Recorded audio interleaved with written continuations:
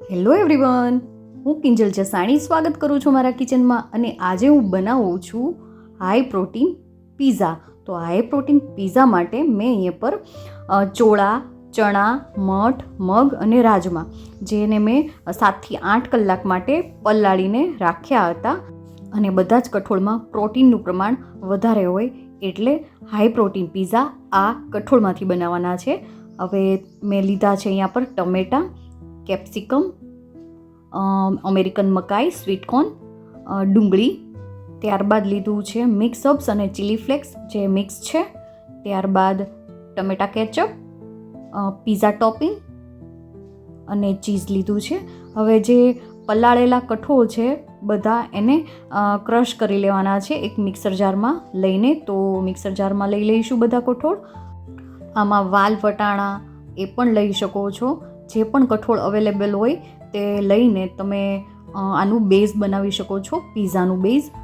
તો આ બધા જ કઠોળ મિક્સર જારમાં લઈ લઈશું અને તેમાં થોડું મીઠું નાખી દઈશું. મારાથી મીઠું સ્કીપ થઈ ગયું છે. મીઠું નાખીને ક્રશ કરી લઈશું. તો ક્રશ થઈને પીઝાનું આ જે બેટર છે તે તૈયાર થઈ ગયું છે. હવે તેને એક વાસણમાં લઈ લઈશું. આ બેટર બહુ થીક પણ નહીં અને બહુ એકદમથી લિક્વિડી પણ નથી રાખવાનું. હવે એક પેન લઈ લીધી છે અને તેને ગરમ કરવા માટે મૂકી દીધી છે.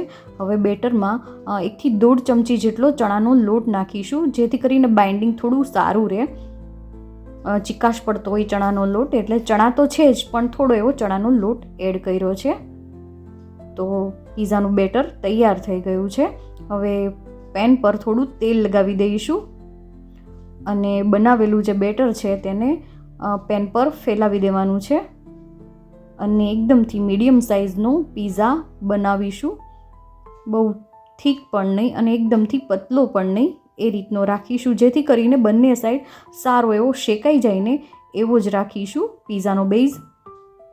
તો હાથેથી ફેલાવી લઈશું.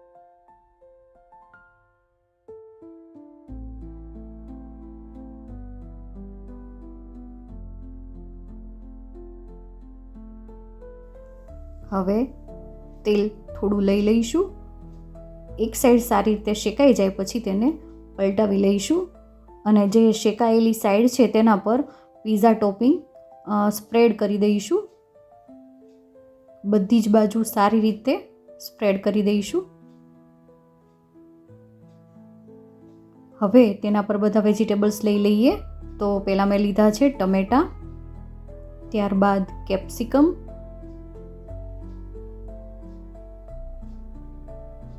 ત્યારબાદ લઈશું સ્વીટકોર્ન. આ બધા વેજીટેબલ્સ થોડા તમે સાતળીને પણ લઈ શકો છો. મેં એમ જ કાચા લીધા છે કેમ કે થોડો ક્રંચ પણ આવે ને તો સારો પણ લાગે. તમને ક્રન્ચી નથી જોઈતું તો થોડું સાતળી શકો છો.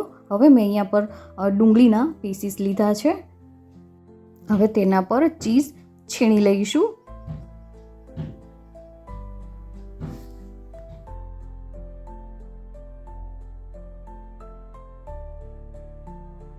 હવે તેના પર એક ડીશ ઊંધી ઢાંકી દઈશું અને 2 થી 3 મિનિટ માટે શેકાવા દઈશું. 2 થી 3 મિનિટ બાદ ડીશ લઈ લઈશું.